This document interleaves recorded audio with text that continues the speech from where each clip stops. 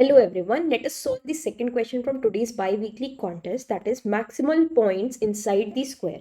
So let us see what is given to us in this question. So here we are given a 2D array point. So basically this array is going to have some xy coordinates of the points, all right, represented within this plane. Okay, so we have some points here. Now points of I represent the coordinates of point I, and we are also given a string s. Okay, and s of I represents the tag of that point I. All right, so here we are given two things: points array and a string s.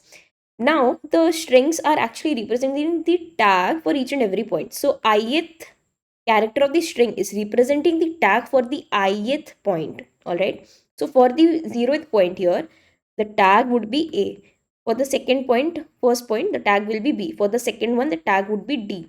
And for the third one, the tag would be c. And for the fourth one, the tag would be a. All right, so this is how we are basically utilizing this string, right? So this string basically represent the tag of the ith point.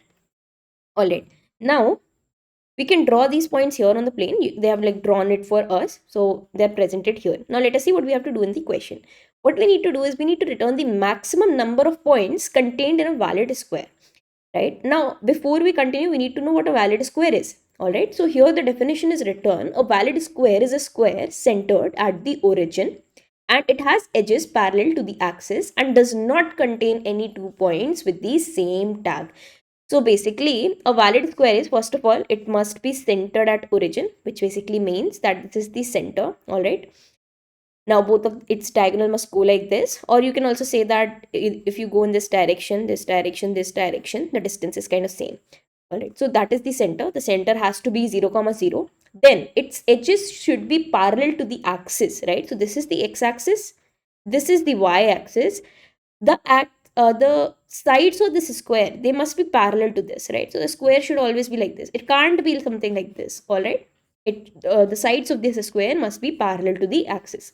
The third thing is, and the most important thing, which actually puts the constraint here, right, to this problem. Otherwise, if we wanted to just consider maximum number of points within a square here, which is centered at 0, comma 0 and has edges parallel to the axis, it would be all the points given to us. But the constraint is that this square does not contain two points with the same tag. It should not have 2 points with the same tag. So here, let us understand with this example.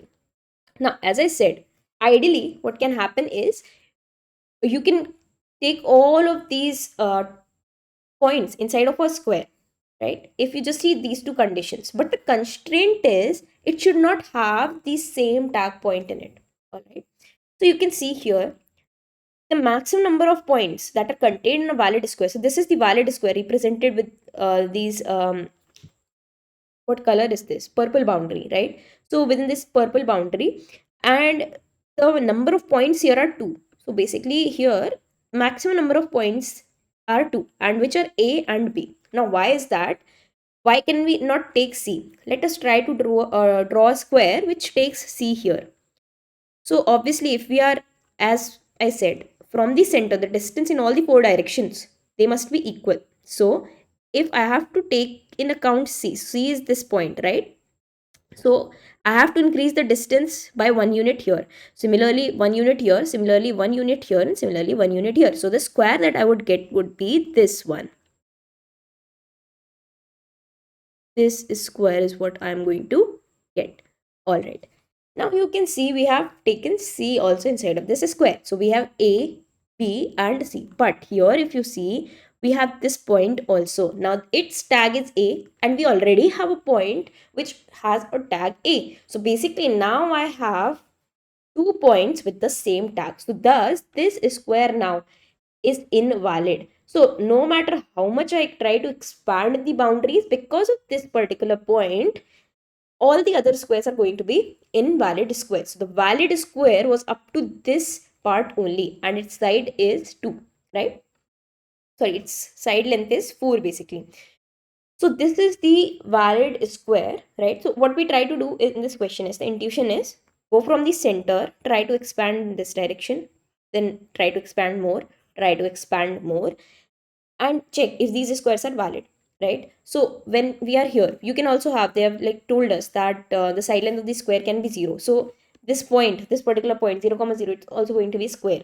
So let's say we are just given a 0 comma 0 point inside of our points array, right? And that's the only point given to us. Then we would have to like return 1 as the answer, because this is also a valid case. Okay, so from here 0, we will try to expand further. We'll now take a length of 1, right? So we'll expand.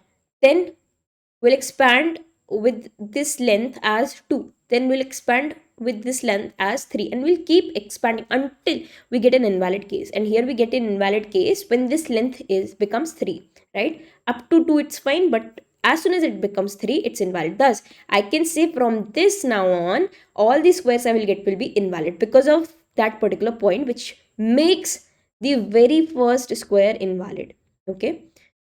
All right. So I now hope that you have like understood what the question is. Now let us see how we have to approach this question. Okay. So obviously, if you see the constraints of this question, right? So the points array length would be 10 raised power 5. Okay. And the value of these points, right? All these points can go up to 10 raised power 9. Okay. Their xy coordinate value. Now, if you try to do a brute force here, you will definitely get TLE. So a brute force solution cannot be written here. So in this case, first of all, we need to know like what the brute force solution is. So the brute force solution is simple, that what we will do is we will try to just take out these sides, right? I'll take this side, I'll expand, and then I'll expand, and then I'll expand until I cannot expand. Okay, so that is the brute force solution. So what you have to basically do is you start from the 0, so you can go up to 10 raised power 9 here, right? Because the points value could be up to 10 raised power 9. So first loop will be for that, and then you'll keep iterating in the points array and checking the validity of having all these. Like basically what we will check is, can we like occupy most of these points, right? And if there exists any point within this particular length, let's say ith length here, which makes this square invalid, then we have to basically break out of the loop. So before that value, right? So let's say from the ith value we broke, we have to take the last value where we got the valid square, right? So basically that value we can return, and this we can solve. So the time complexity obviously will be 10 raised power 9 into 10 raised power 5. Okay, in this case, which will give you what? TLE. So we need to optimize it, right? So now let us see how we are supposed to optimize it. So first thing is, obviously you will have to check the validity of the square, right? And the validity of the square you can check only by tracking if that particular square doesn't have any points with the same tag, right? Now, the optimization can be done into this part, right? Where we have 10 raised power 9. So here, what we are basically trying to do is we are going within this range 0 to 10 raised power 9, and we are doing a search here, right? You can say we are doing a search here. So what we can do is, this particular range you can see is what sorted, right? So instead of applying linear search, I can convert it to binary search, right? So the intuition is that, see, for binary search questions, right? How I'm supposed to know if this question is of binary search? I can know that if I have a range. So basically, whatever answer set is, right? In that answer set, can I take one part of it and reject the other part? So this is how I'm supposed to know if I can apply binary search there, right? So here, from this range, right, if we see essentially what we are doing in the brute force solution is, for each of these sides, right, we are trying to expand them, and we are expanding them until we know the first invalid case, because after that we know that all the cases will be invalid. So just previous to it, we can return the number of points, right? So that will be our answer. Okay, so because this is a range, obviously this is sorted. So if it's sorted, it means I can apply binary search here, because we are essentially doing a search on the answer, right? So now, instead of just searching on the answer, I know the range is sorted, I can simply do a binary search on answer, right? So that's how I can solve this problem. All right, so I hope you've understood that. Now let us see what range we have to select to do a binary search, right? And how are we supposed to do a binary search? Okay. So first thing is that we have, let's say, this value is k, okay, that is 10 raised power 9, the high value for the binary search. So we're going to take a low variable, which will be 0, and we're going to take a high variable, which will be 10 raised power 9, okay. So let's say this is k, right? So for doing a binary search on answer, the time complexity will become now log of k, all right. And then for each of these log of k possibilities, we have to iterate in the points array and consider if this particular possibility is a valid case or not. Will it give me answer or not, right? So that we have to do, and that will consume n time complexity. So n being the size of points array. So the whole time complexity for this solution would become n log k, right? So this is the time complexity. So I've told you prior discussing the solution. So just you get a gist of what we are going to discuss, right? So I hope the binary search part is clear, where we are applying binary search. Now inside of this binary search, when we'll write it, here, obviously, this is not a normal binary search where we check if the element is equal mid and we return it. And then we check if basically, let's say this is the right, this is the mid element. So here, what we try to do is we reject one half. Okay. So we have to decide like which half we have to reject here. So here the logic of rejecting one half is that I'm on this mid currently. All right. So I need to know if this mid is giving me an invalid answer, right? So if this is giving me an invalid answer, I know all the values that are greater than this are going to give me invalid answers, right? So this half I can reject then and there. Now let us say I get a valid answer. I get a valid answer. Now let's say this is the mid where I get the valid answer. But my answer, the maximum answer lies somewhere here. Okay. If it lies somewhere here, then definitely I have to move on to higher values to check that threshold where I will be getting the invalid value. Basically, I need to go to this part also, right? This valid case. So how am I supposed to go there? I have to reject this half. But obviously, there is no sense of moving towards the lesser values. Now I have to move towards the higher values to understand if that particular mid can be the maximum answer that I get, right? And this maximum answer I will be storing. All right. So this is how you have to solve. Now let us, so basically this is the whole logic, right? After this, it will be quite clear how we have to like go about making the solution. All right. So how a mid value is valid or not valid? How am I supposed to know that? Let us discuss that logic, right? So this binary search, I hope you get it, that why we are applying binary search, what is the intuition.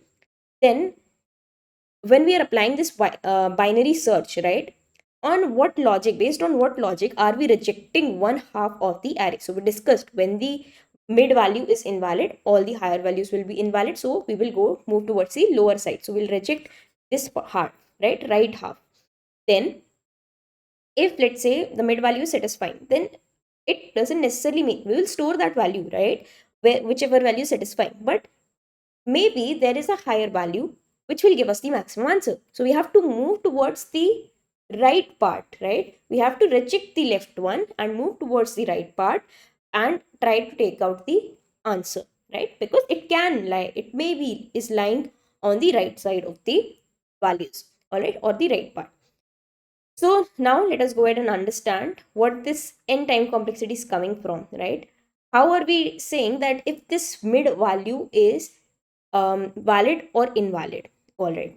So now what we will do is we will make a function, right, where we'll get the number of points. All right. So this function is going to return us an int value. Now for the invalid case, this function will return us -1. Okay. And for the valid case, it will return us a positive integer. All right.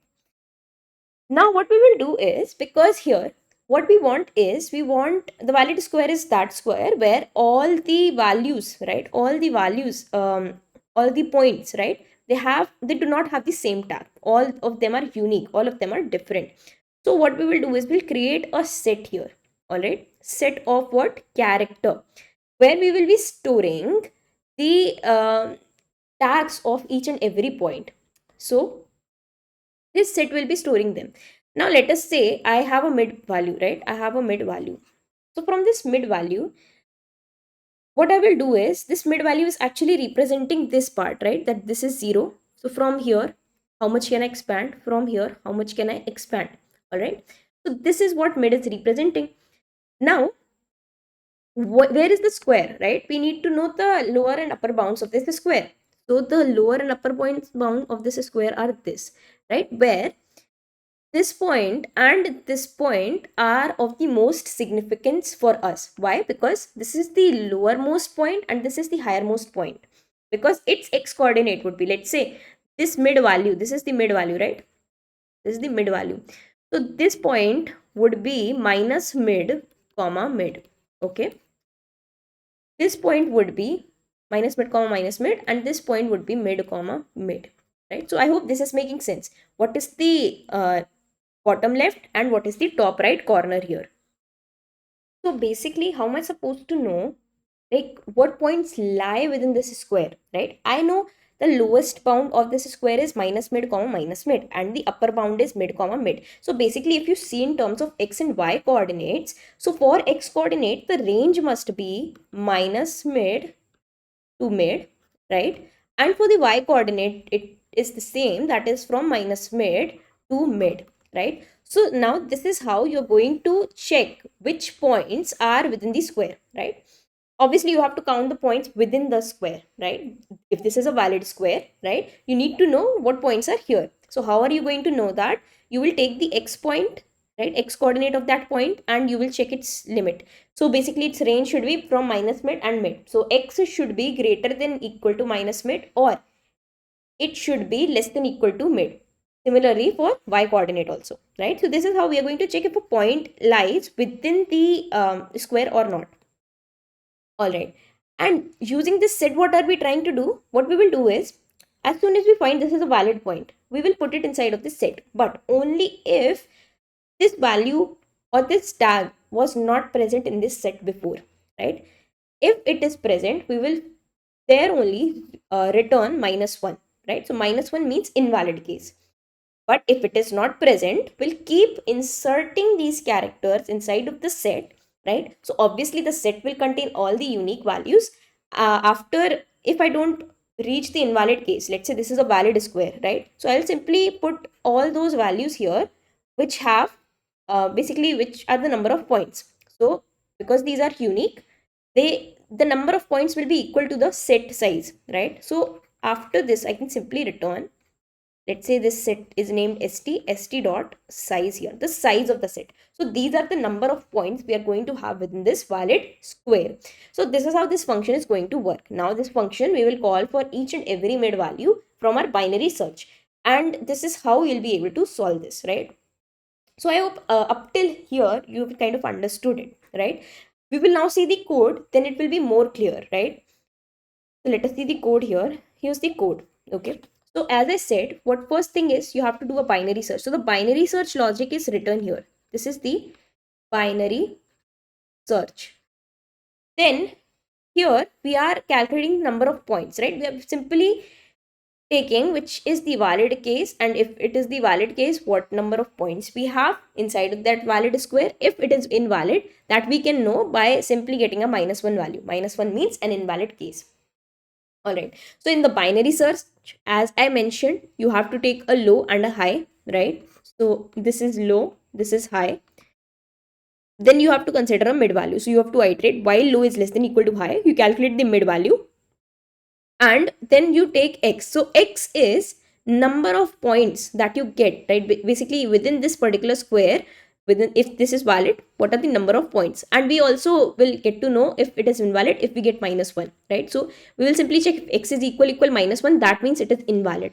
So if it is invalid, then we have to make move the high point to mid -1 here, right? Because obviously all these cases will be invalid because this mid value is invalid. So I know obviously if this is invalid, then I cannot expand the square further because all those values will be invalid only. So I can reject this half. So I will make my high equal to mid -1.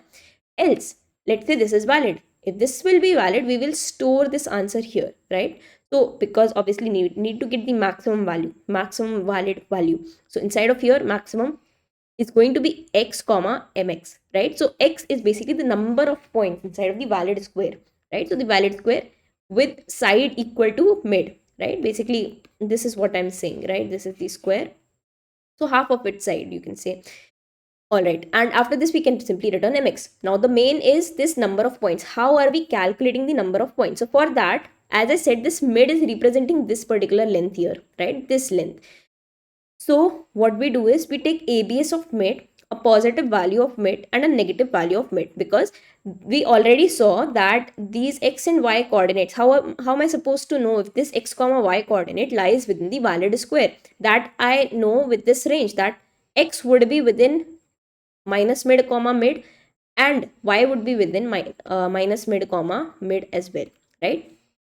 So we are taking a, which is actually representing minus mid, so this is a, and mid is represented by b.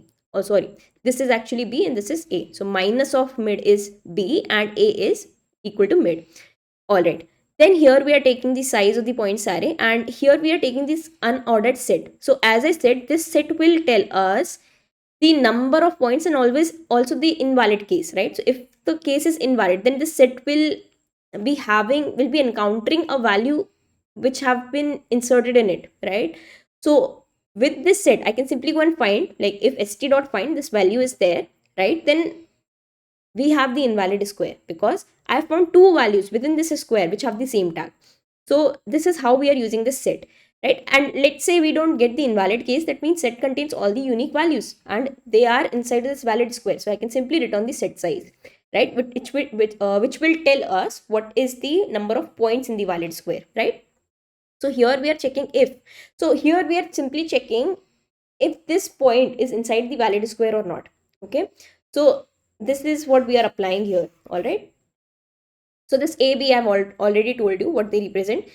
And here we are checking if st dot find si is equal st dot end. That means the current value, right? The current point which we have, its tag has not been encountered before. So that we know simply by finding this value in the set. So if it is equal to st dot end, that means this value is not present. So we can simply insert it here, right? Inside of the set. Otherwise, it has been encountered before. That means set already contains this value and the same value is inside of the valid square again. So we have to return -1 because this will be invalid case. Now, if this is, let's say, valid, right, we do not return -1, we will simply return the st dot size, right? So st is going to contain all those tags which are inside of this valid square, right? So this is how this function is working and this is how this binary search is working. So this way you can solve this question using binary search. So I hope I was able to make this question clear to you. So time complexity we've already seen, which will be n into log of k. So k actually represents this value here, all right, and n represents the size of the points array, the number of points we have. And what will be the space complexity? It will be because of this set, right? So we can have at max all the points inside the set, so which will make the space complexity big O of n, right? N being the size of the points array. So I hope now the solution is clear.